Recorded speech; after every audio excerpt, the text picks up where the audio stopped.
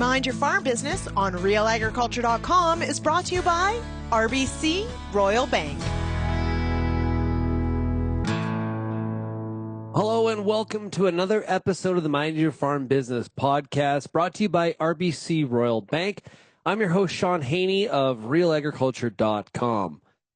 Today, we're taking on a question that's top of mind for farms of all shapes and sizes and geographies. How do you scale or grow your business? Now, this question is incredibly important, especially in an economic environment where margins are tight and decisions carry more weight than ever. Now, to get into this topic, I'm joined today by Evan Shout. He's president of Maverick Ag and co-founder of Farmer Coach. Evan works with farms across the country, in Canada and the United States, helping owners define growth, improve profitability, and make smart, scalable decisions. And here's the twist today. Growth doesn't always mean more acres or more animals. For some, it means better returns with fewer headaches, building more time for family, or even more importantly, maybe diversifying risk. In this episode, Evan breaks down what scaling a farm business really looks like today in 2025, the risk to avoid, and why knowing your numbers and your limits is critical to success. Let's get to it. It's the Mind Your Farm Business podcast. Enjoy.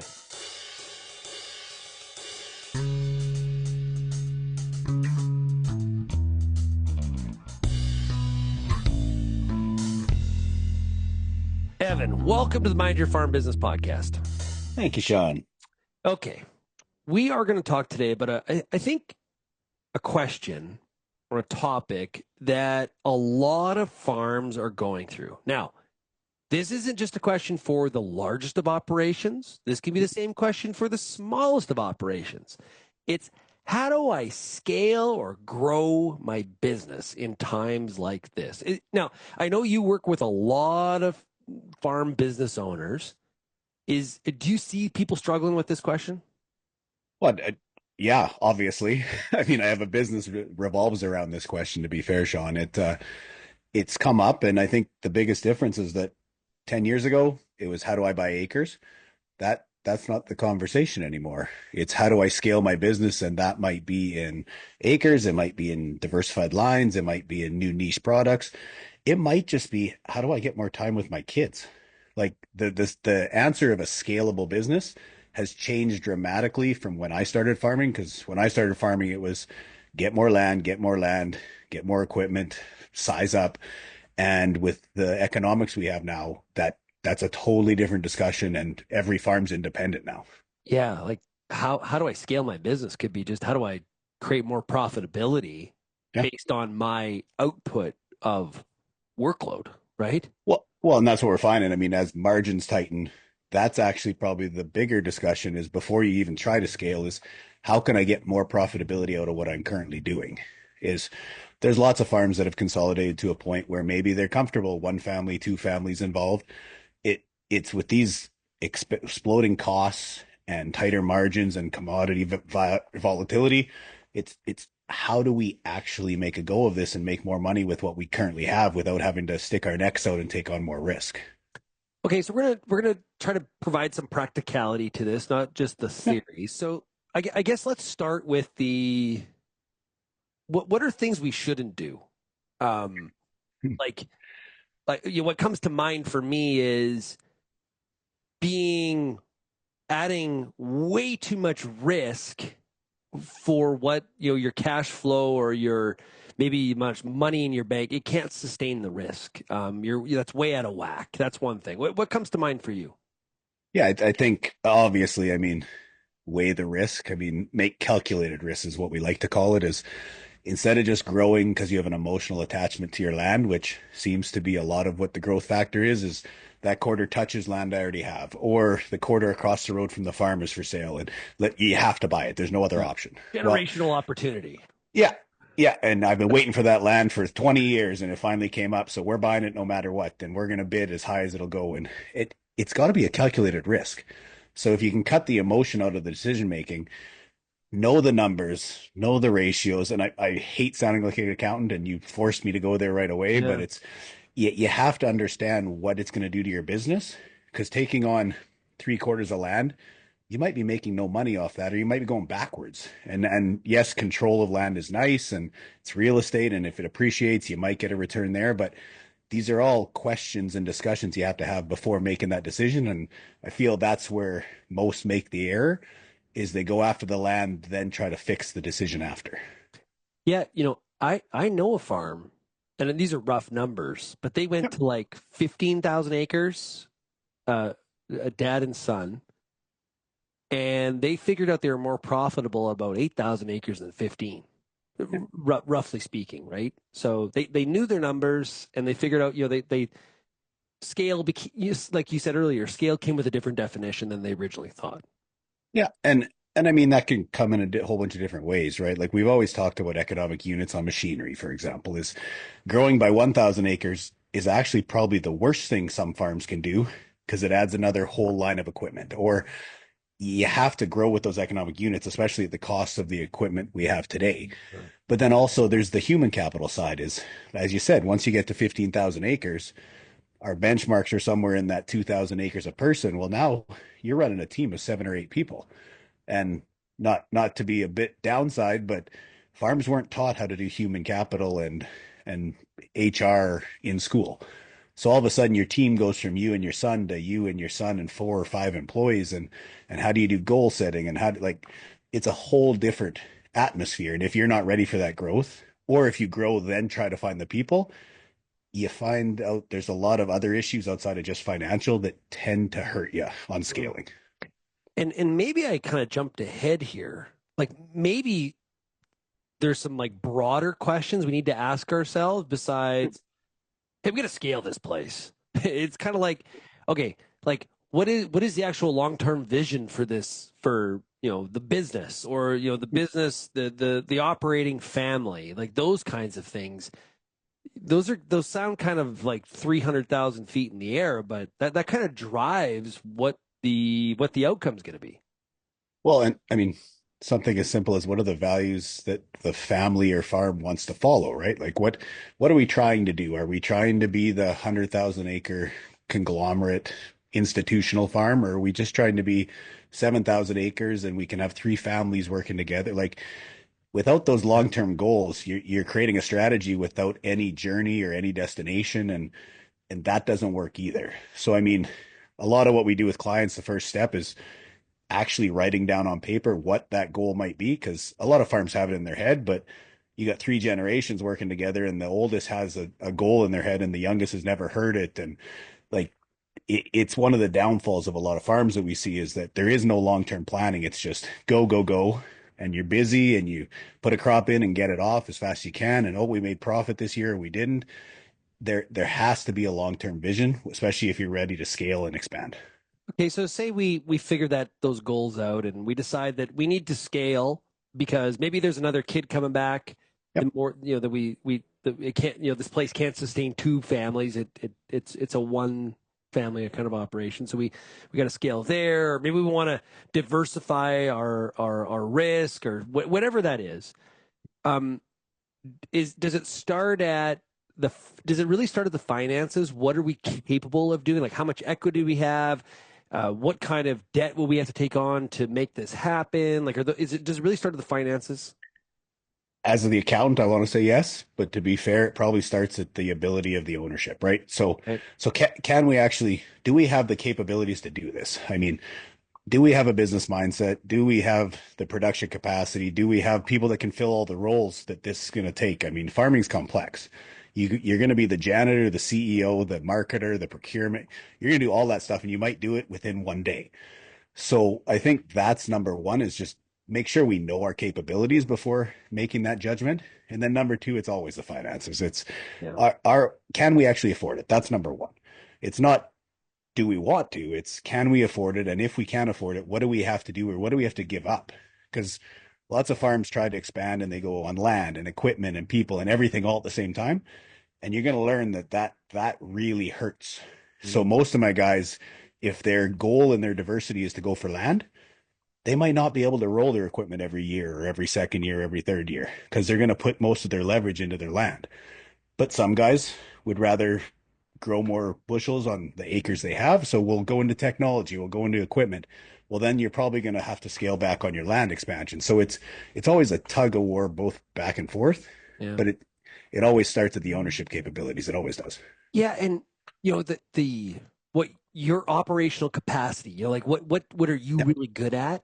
And Yep. do you have the people around you to fill some of the gaps? And on Real Ag Radio on the Thursday show on the Farmer Rapid Fire, I've talked to a number of growers across the country that talk about their growth, like what they've seen, what they've done, and we've talked about the land piece a little bit, or more animals, like more head. Yep. There's also the people that have grown, like trying to move vertically integrate, right? So, and I have a few that have said to me, like, they have some cattle, they figure out to get them butchered and cut, and they're trying to sell into the restaurant market or sell direct to consumer, and they'll always talk about how, man, that's a different set of skills, and man, I underestimated what I was getting myself into, and is this hard? And some are able to make it work, and some are like, yeah, that was fun. I learned a lot. Chalk it up to a really expensive education, Yeah. and I'm going to try something else, right? And so that's where you really have to look at your operational capacity, is when you're moving outside of something. When the thing that you're going to do next is different than what got you to where you are today. That's where you really got to ask those tough questions. Well, and let's be fair, a lot of farms are very successful these days. I mean, I know lots, and they don't all follow our method of you have to be a business and blah blah blah. They've grown really good crops. They're really good producers. But then, like you said, if you go up or down the vertical chain, or even horizontally, you you're gonna find skill sets that you might not have. And I've always tried to say, like, do what you do best, hire out the rest, right? Like, you're a good producer. You're good at running the family farm. You've done it. You learn generations. That's where your education is. Hire other people if you're going to go up or down that chain, or at least have the right advisors in your corner. Because you're right, it's a whole different business model. I mean, if you went to retail, or if you went down the other way to storage agreements for elevators, or run a consulting and a coaching firm, like, there's a totally different set of skills required to do all of those jobs. And the chance of one individual being able to do them all, and knowing enough to invest in them all, it's just a whole different skill set. Yeah, in today's world too, are there technologies that can help me? Oh. Right? And of course, everybody jumps to artificial intelligence and stuff like that. But are there technologies that allow us to maybe do this better or different, or like what's our, how can we help ourselves in that regard? That you got to kind of go through that evaluation as well. Yeah, and I mean, we're finding it simpler, I guess, as technology comes in. And what I mean by that is, it used to be you had to be part of the farm every single day to understand what was going on. Mm. So you needed to be out there with the guys to know who's repairing what, or you needed to see the financials, or like, nowadays with tech and with AI, we're able to get dashboards, we're able to get information much more quickly, and it's accessible, I mean, to my phone. So I know what's going on at the farm, and I'm 5.5 or 5 hours away, but I could tell you what they're doing today. And I could tell you what the numbers look like today. And I could tell you what the markets have done today. Like, that's the access to information that we currently have. So now all of a sudden I can concentrate on the consulting side, or I can concentrate on the vertical integration, or the cattle, or some type of other business model, because I had so much access to information so quickly. I don't need to spend all my time focusing just on the production side of the farm. And for me, I talk for a living. So I find benefit in bouncing ideas off trusted people, where somebody can tell me, dude, that is dumb. Don't do that. Or like, have you thought about have you thought about this? Or, hey, you should talk to this person because I know they did something similar, or they may have some perspective from what they did, what they do at their job. Like, having that trusted group of people that you can bounce some stuff off of, especially if you're an eye in the disc profile like I am. I got a new idea every week, and I sometimes need somebody to bring me down to the ground floor. So having that trusted group, I think, is critical. And to be fair, I mean, not to say the pandemic did positives for us, but the one thing it did do is it made it so that we could communicate through technology much more Yeah. easily. And especially on the agriculture side, I mean, farmers did not use Zoom before we had to. Right. And all of a sudden, I mean, I started Maverick with Christian right in the middle of the pandemic. I had clients I'd never seen in person, and we dealt with on Zoom and through digital. So, I mean, what we found is that getting those advisory boards together and speaking with your advisors and having this direct communication like you and I are having right now, it became so much easier that all of a sudden you could put a whole bunch of really smart people onto one phone call or one Zoom call, and you were getting answers, you were getting whiteboards. And I mean, our number one feature at the farm that guys ask about, it's not the tech, it's not the people, it's the whiteboard wall that we painted, because that's where 90% of our work gets done, is guys write it on the whiteboard and we go through all our discussions and I mean, the number one tool that Christian, Jeff, and I utilize to make our leadership discussions is a whiteboard, because Yeah. that's where most of the information comes from. We'll get back to this episode of the Mind Your Farm Business podcast, but first, a word from our sponsor, RBC Royal Bank. This episode of the Mind Your Farm Business podcast is brought to you by RBC. Your idea of tomorrow's success happens here. When it comes to growing your operation, making strategic investments, or securing the future of your farm, RBC and their team of experts are ready to help you chart the course. They'll work with you to develop a personalized plan that sets your goals in motion. Ready to take the next step? Visit rbc.com/agriculture and get started today. Yeah, well, that feels incredibly easy to access and tangible, I think, for a lot of people that are listening. And I think originally we were talking about, like, what are the goals of the business and what's your your family business vision and all that kind of stuff. But as the driver of it, and maybe that's you, or maybe that's like a group of people, like in Christian's case, you got to ask yourself, like, okay, what are we actually trying to accomplish here? Are we doing this for the good of the business, or are we doing this because of external pressures or what people expect us to do? And I think, Evan, in a lot of small communities, and this is not just an ag thing, this is just an entrepreneur thing, is where people feel there's an expectation they need to be always growing, this growth mindset, and maybe that's not for you. Maybe what you have going is exactly what is the perfect size. So, like, a personal evaluation here, I think, is a practice you need to go through. Well, I mean, going back to it, like when we started the coaching courses, the number one thing guys wanted was more time. They built these monsters, and to be fair, they're monsters. I mean, we have a complex farm, even at 3,000 to 5,000 acres. You're in charge of everything. So now scale that up to 15 or 20. All of a sudden, you're missing baseball games with your kids, or you're missing family events. Most of our guys, it wasn't the scalability of just land. They wanted more time. So they wanted to know how they could build a team, or they could get people in that are qualified and that they could trust. And I mean, the biggest one was the guilt factor is, can you actually leave a day during seeding and trust your employees and not feel like they're sitting there saying, well, I'm working and he's gone, right? The guilt factor is real. And honestly, it's probably the number one thing guys talk about is when they start scaling their business, if they get to that point where they can take some time away with the family, most still have their cell phone beside them and most still take phone calls. It's funny. Like, somebody needs to call me. It's like, somebody call me. Like, why is my phone so quiet? It's very uncomfortable. But you just hit on. I had a friend who their family had a medium-sized farm, and he tried to really grow it, or his intent was to grow it so that he could get some more staff around him, so he wasn't so tied to the absolute, like, every nail going into a fence post. But he knew he had to get bigger in order to justify that strategy, right? Otherwise, his people cost is too much compared to what the farm size is, and that's not being a good farm manager. So everybody's driven for different reasons.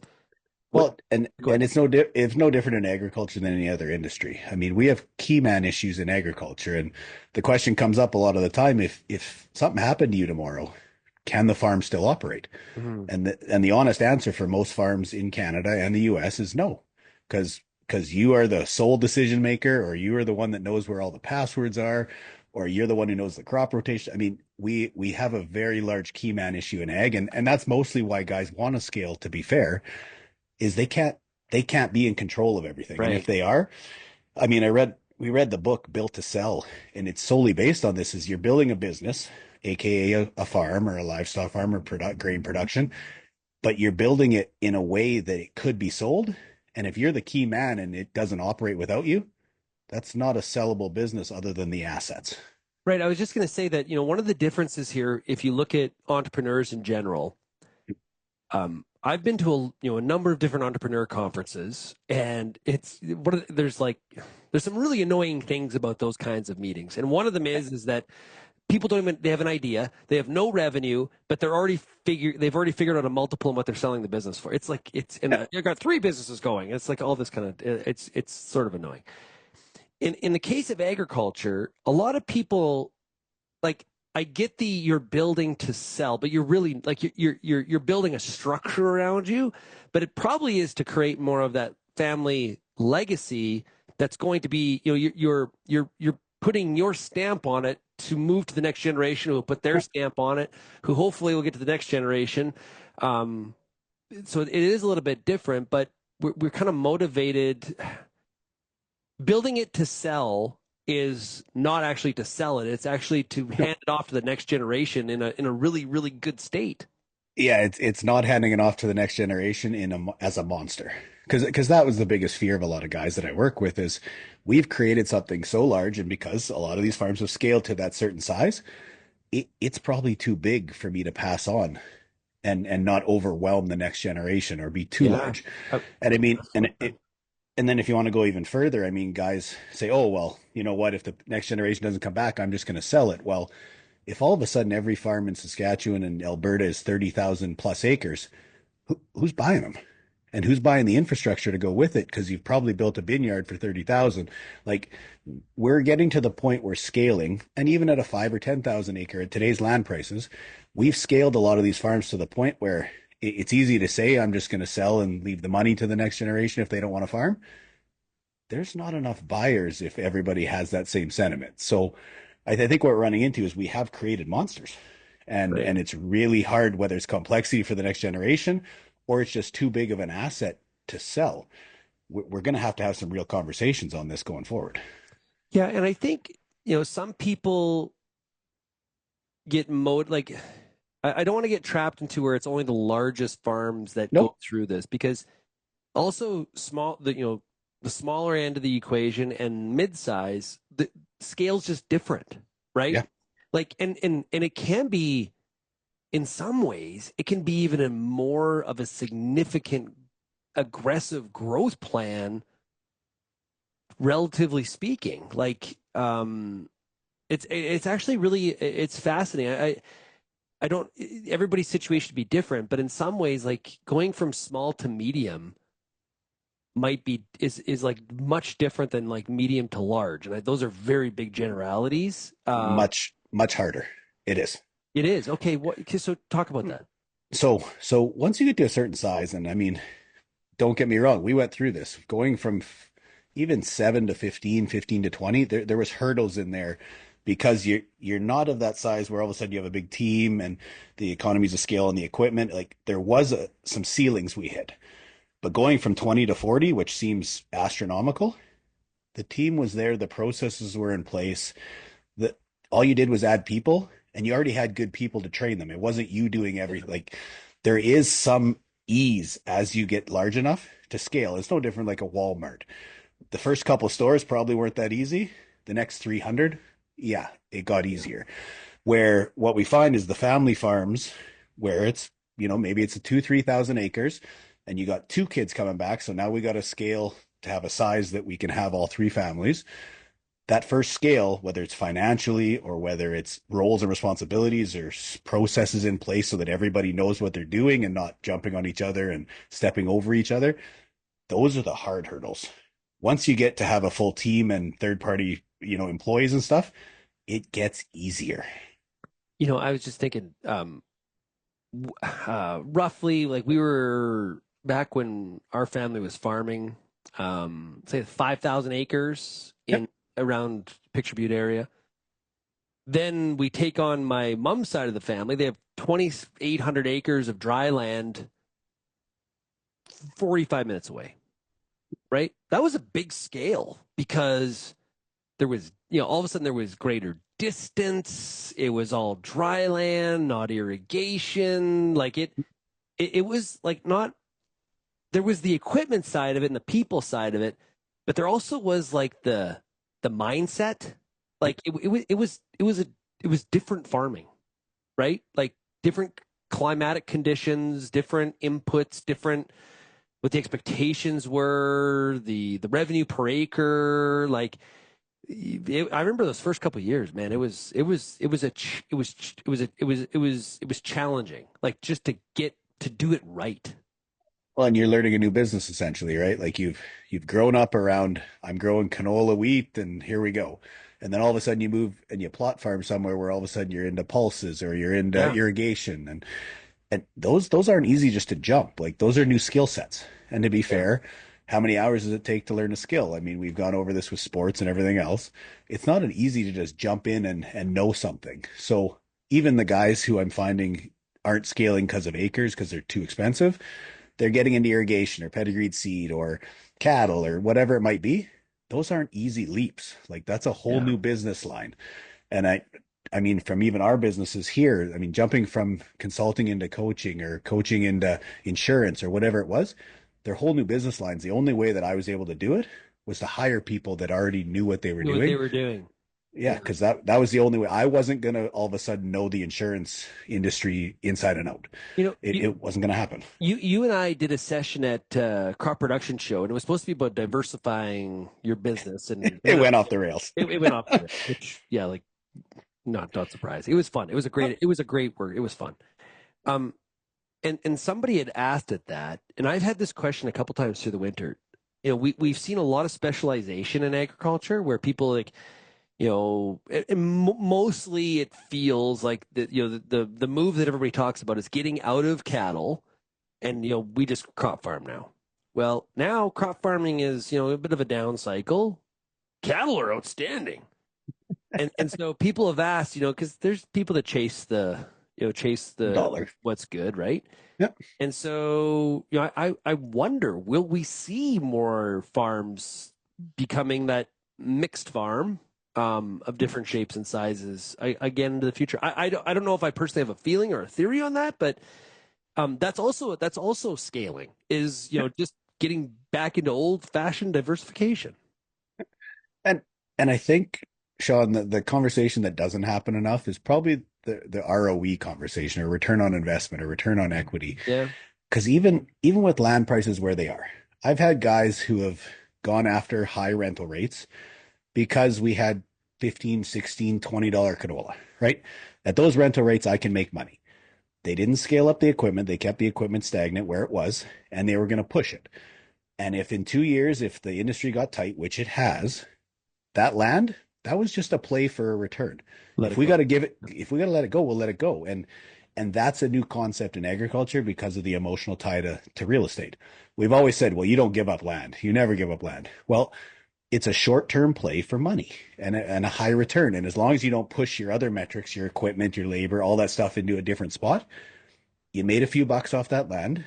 You didn't put a whole bunch of fertilizer down because you knew it was a short-term rental. And all of a sudden it doesn't make sense anymore. And then it also gives you the leverage on some of those discussions because now that renter, either he's got to go find a new landlord or he's going to come down to play in the tighter margins and have to drop, which we haven't seen yet. But it's those discussions of, it's based on return. It's not this emotional tie that we have that I find agriculture's had for a long time is where's the dollar? Can we chase it without over capital and over pushing ourselves? And then if we have to get out and pull back, we pull back. Yeah. In a lot of, corporate settings, they'll talk about their internal hurdle rate. Yeah. Right. Which is basically what return are we going to do we need to get on this to say yes to this project? Right. 100%. And there's floors of accountants to do that kind of work, but remind all of us why we don't want to be an accountant. Well, and the problem is we're in a very highly capital intensive industry. That's the one thing that agriculture has. It's a little bit different than most of our, Yeah. other industries. We have to put out a lot of dollars just to put the crop in. And that's equipment, that's labor, that's infrastructure, that's land. And Which with is those, which is why sheep, like as an example, yeah, or more people getting into goat. yeah, No, seriously, that because low cost. low cost of entry. Yeah. And no different. I mean, our consulting, a couple computers. That's what it was. Yeah. It was a diversification for us that took a skill set, which I had and which some of our team had, and we took it out to other producers, and that's where we went because there was no capital, high cash flow. It was meant as a diversification of the farm. To be fair, that's what it is. It is a insurance policy for the farm. So if the farm has a tight year, we have cash flow coming from other businesses to keep the debt serviceability and to keep the expansions, and that's all it is. And no different. I've seen farms that do car washes, and Yeah. what kind of business can we do that produces cash? Because the one thing farms don't have is cash. It's a good point. There's farms that maybe have some trucks on the road, some farms that you said car wash. I know a farmer that he has a bunch of ATM machines. There is a lot of examples that all of the two of us and all the audience can come up with, but those also are diversifications of the business. And what's kind of unique about those is that they're outside the industry in some cases. So you're also lowering your risk potentially too if the industry has a real downtime. Yeah, I mean, we hear farms of, let's say you do the plot farm. Okay, you're getting geographical risk reduction, right? Yeah. Or you are bringing in cattle. So now you got a diversification that doesn't follow with the grain production side. That's all they are, is they're diversifications to mitigate risk. And for us, our biggest risk was cash flow. And to be fair, anybody who believes as you grow, the cash flow gets more, it doesn't. The numbers stay the same. Cash, the 40,000, 50,000 acre guys and the 3,000, 5,000 acre guys, cash is tight. Yeah. Because we're pushing our working capital, we're using it for other investment, we're using operating credit. Like it doesn't change. That's something that stays similar for most farms, unless you haven't had the ability to buy land and you've probably been a little complacent. Then you might have a treasure chest. But so for us, it was our biggest risk was cash flow and what kind of businesses can we invest in or look at to bring in cash flow to the business, even in down years. Because our biggest risk is that we have a few down years, our cash gets too tight, we have to use our land to back some cash increases. And then all of a sudden a big expansion comes up and now we're tied. Now the financials don't work and now we're stopped. And then the tax man comes, because when you stop expanding, guess what? Oh, the biggest hit is the tax man. They do. They're always there. Death and taxes. You do not get away from them. Well, Evan, this has been fantastic. I know a lot of the Real Agriculture audience is, going through, especially with all the windshield time that people have during the growing season, thinking about that strategic plan. How do we scale this, or how do we grow this business, and what are the different ways to do it? And the thing is, everybody's situation is different. There's lots of ways to do this. So this has been a fun conversation. Thanks so much. Really appreciate it. You betcha. Anytime. That wraps up another episode of the Mind Your Farm Business podcast. A big thank you to Evan Shout, a farmer coach, for joining us here today and sharing his practical and honest perspective on how farms can grow smarter, not just bigger. This is an important question. How do I scale my business? Evan reminded us that scaling a farm business isn't just one size fits all. For some, it's about land or more cattle. For others, it's about building stronger teams, adding off-farm income, or reclaiming some time without sacrificing any sort of financial returns. The key is understanding your numbers, your capacity, and your goals, and growing on your terms, not somebody else's. Who cares what somebody else thinks? For more episodes of the Mind Your Farm Business podcast, head over to mindyourfarmbusiness.com. And a big thank you to RBC Royal Bank for supporting this long, we're over 100 episodes now, and RBC Royal Bank has been there since the beginning. I really appreciate that. If you have any feedback, you can send me an email, shaney@realagriculture.com, or call the Real Ag feedback line, 855-776-6147. In the meantime, keep on building your farm business.